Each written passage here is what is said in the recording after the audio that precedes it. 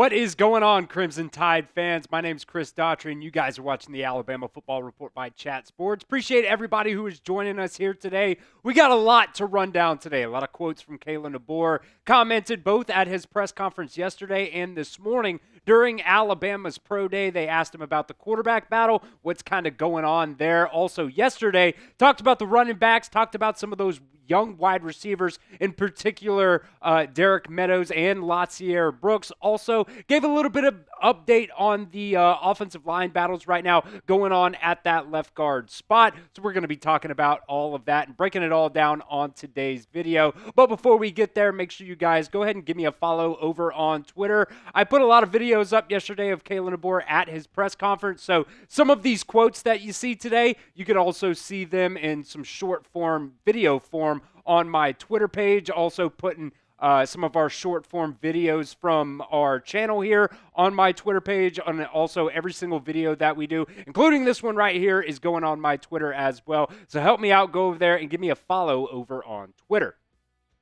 So the first thing I want to break down today is Kalen DeBoer's comments on some of the quarterbacks here. He commented on every single quarterback this morning at Alabama's Pro Day. First up, talking about Ty Simpson. He said, it's been what you'd expect.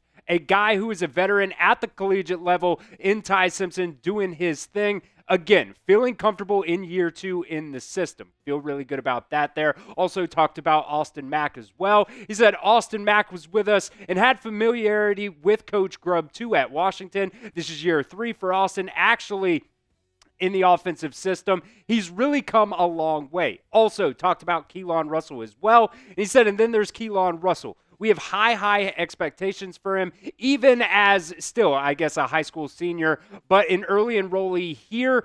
He's done a lot of great things. There's always a learning curve for young guys, but he's handling it really well. And he also talked about just all 3 quarterbacks in general about yesterday at practice. He said all 3 yesterday, I can think of a throw that each one of them made that just stood out in my mind. I know our receivers and the rest of our skill positions really appreciate the way those guys get them the ball. Now, when it comes to those quotes there, I am really reading between the lines here, and it might make some people mad, it might not. I don't really care, though. Look, the short and sweet, to the point, that's exactly what you'd expect when talking about Ty Simpson. That sounds a lot to me like he is the clear-cut leader right now at that quarterback position. And I've seen a lot of negativity out there on Ty Simpson online for the life of me, I can't really figure out why people would be so against Ty Simpson becoming the quarterback next year. I like the other guys too, but the main thing that I keep seeing people say on social media about Ty Simpson is, oh, well, he hasn't really showed me anything so far at the collegiate level. Well, if that is your argument against Ty Simpson, what's your argument for the other guys? The other guys haven't shown you anything at the collegiate level either. Austin Mack last year was QB4 behind Dylan Lonergan, and he only threw 3 passes last season. Sure, one of them was a beautiful touchdown throw, but it's still, at the end of the day, only 3 throws. And Keelon Russell, I get it. He had an incredible high school season, and sorry to be blunt about this, but that really doesn't mean anything anymore. I think a lot of people need to embrace the reality that Ty Simpson is most likely going to be the starter at quarterback this season, and they really do need to get behind him until he gives a reason for you not to anyways. And look, if I'm wrong on all this, I'll clip this video right here and, put it on Old Takes Exposed. But I think Ty Simpson right now is your clear-cut leader at that quarterback position, and I think a lot of people need to start getting behind that. Let's talk about the running backs as well here. I think this running back room is going to be really good for Alabama. You got Jam Miller. He's your clear RB1. But after that, I think there's a question mark on who the RB2 is going to be. I think it could be Richard Young, but I think Dre'lyn Washington can also get a lot of, playing time as well this season. I know somebody chirped me, a couple weeks ago when we talked about Dre'lyn Washington saying, you think he's going to get a lot of playing time? Well, we don't really know. I thought last season Justice Haynes was going to get a lot of playing time, and kind of saw how that played out. So we're just going to have to see here kind of how Alabama intends on using these running backs. Kalen DeBoer was specifically asked about Dre'lyn Washington and what he brings to the team this season for Alabama. And he said, I think Dre's got a little combination of all of our guys. Kevin is probably our shiftiest, kind of explosive guy on the roster. Dre'lyn's compact, much like what you'd see from Daniel Hill and Richard Young, but he's got some shiftiness to him as well. I like his mindset. He just comes here ready to work. He knows he's got a lot to learn and focus on what he can control. Now, Dre'lyn Washington, just like I said a couple weeks ago, I was like, he may play a little bit for Alabama this year, and someone chirped me, but we just really do not know what it's going to look like with Dre'lyn Washington. Do I think he's going to get playing time? Yeah, sure, but he's only had one season so far where he's broken over 500 yards. Now, I get it. He hasn't gotten the ball a lot. That average is still really high as well, but you got a lot of talented running backs in this room, so we're just going to have to see what that plays out and what that is eventually going to look like. Like I said, you also got Jam Miller. He's definitely going to be your running back one this year.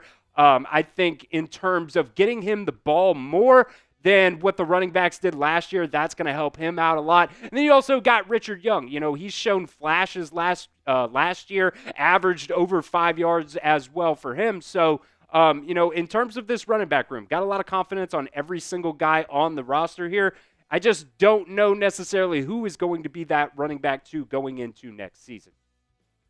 So let me know what you guys think here at the pinned comment of today's video. Who's going to be running back 2 for Alabama next season? Type 9 if you think it's going to be Richard Young. 20 if you think it's Dre'lyn Washington. 28 if you think it'll be Kevin Riley. Type 4 if you think it'll be Daniel Hill, or who knows. Type 0 if you think it'll be A.K. Deer. It's the pinned comment of today's video.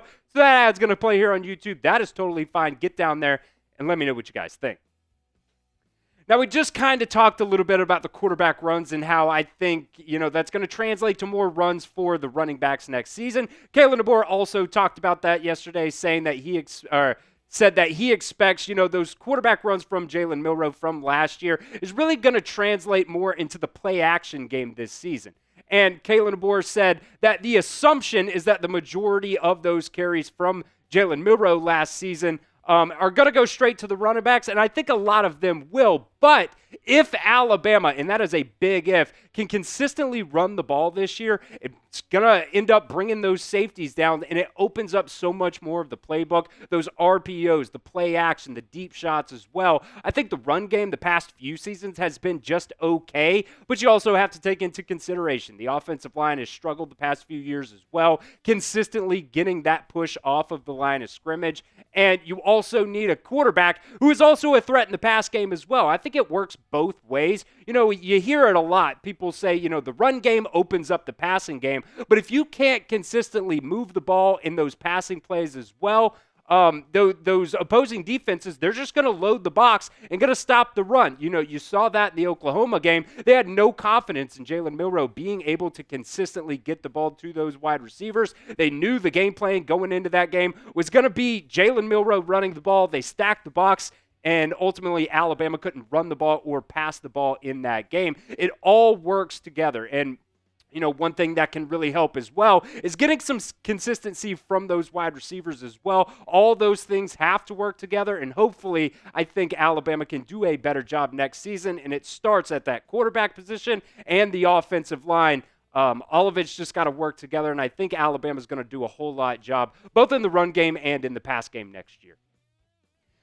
We'll continue on with some wide receivers here in just a second, but you guys can go over to Fanatics. Just go to chatsports.com/Bama hoodie and get up to 30% off right now on Alabama football gear. They've got a lot of good deals going on right now. They've got hoodies, they've got quarter zips, they've got crew necks, they've got Alabama hats, everything that you guys could want for some Alabama football gear, they have it over at Fanatics. So just go over to chatsports.com/Bama hoodie to get up to 30% off. That link will be in the comment section and the description of today's video.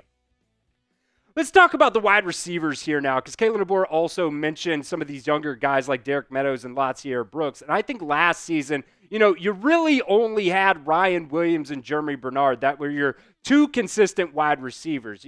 Those two guys were the only wide receivers in the top 7 on the team in receptions last year. You had tight ends, you had running backs, basically 3 through 7 there, that were your leading pass catchers. And that cannot happen anymore. We've talked about, guys like Isaiah Horton and Jalen Hale coming back as well. But I really do see Rico Scott and Lotzeir Brooks also being able to make an impact this season as well. Kalen DeBoer talked about Derek Meadows as well yesterday. You can see some of those clips from I put up on Twitter of Kalen DeBoer talking about those 2 wide receivers there. And if all of these guys can step up, it's just going to open up so much more in this playbook. Kalen DeBoer talked about Ryan Williams, being able to move around a little bit more because you have some of these other guys like Isaiah Horton and Jalen Hale coming back. And the expectation, I think, should be very high for this group going into next season. But like I said before, it all has to work together. Offensive line, running backs, quarterback, the wide receivers. If everybody can get in sync on this offense, it's, to the moon with, what you can expect from this group. And I think they're just going to take a step forward in year 2. Now, we talked about the offensive line as well, and you got multiple battles going on right now. You definitely have a battle at that left guard position, but you might have a battle at the right tackle position. Kalen DeBoer talked about Wilkin Formby as well, said he had been sick for a couple of days and allowed some other guys. I would assume Jackson Lloyd really going to be the main one there at that right tackle spot, really to be able to work in and get some time at that position. But he also complimented Wilkin Formby on the growth in his leadership, going from last season to this year. And just overall, he is more confident right now than he was last season. It does sound as well like Jaden Roberts at that right guard spot. His position seems safe right now. Wouldn't really expect anything less right there, from Jaden Roberts. But specifically on that left guard spot, Kalen DeBoer was asked, kind of what's the rotation looking like right now at that left guard spot. And he said, you have a few different guys rotating in there right now. Geno has to take snaps at center along with playing guard. He's versatile that way, and we're going to take advantage of that. So we want him to be able to compete at the interior spots, but also make sure that we've got a center ready to go there.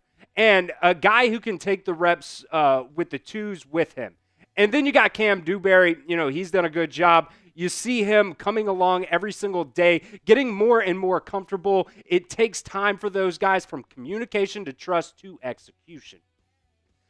So I think this is probably the tightest battle on the offensive side of the ball right now anyways. Like I said, I think Ty Simpson's going to be your quarterback next year. Sure, they got to go through the process and everything, but I think this left guard spot is going to be very, very interesting because Geno VanDeMark played a whole lot better down the stretch last year than I think he did at the beginning of the season. And then you got Kam Dewberry, who has also had a lot of playing time in college, but hasn't consistently been able to stay on the field. He's a big dude. I think both of these guys are going to be pretty solid replacements for Tyler Booker at that left guard spot. So let me know who you guys think wins the battle there at that left guard spot. Type KD if you think it's going to be Kam Dewberry, or type GV if you think it's going to be Geno VanDeMark, or do you think somebody else like a Michael Carroll or a William Sanders, Ola Saline, and somebody else ends up winning that spot? Let me know what you guys think in the comments section for me right now.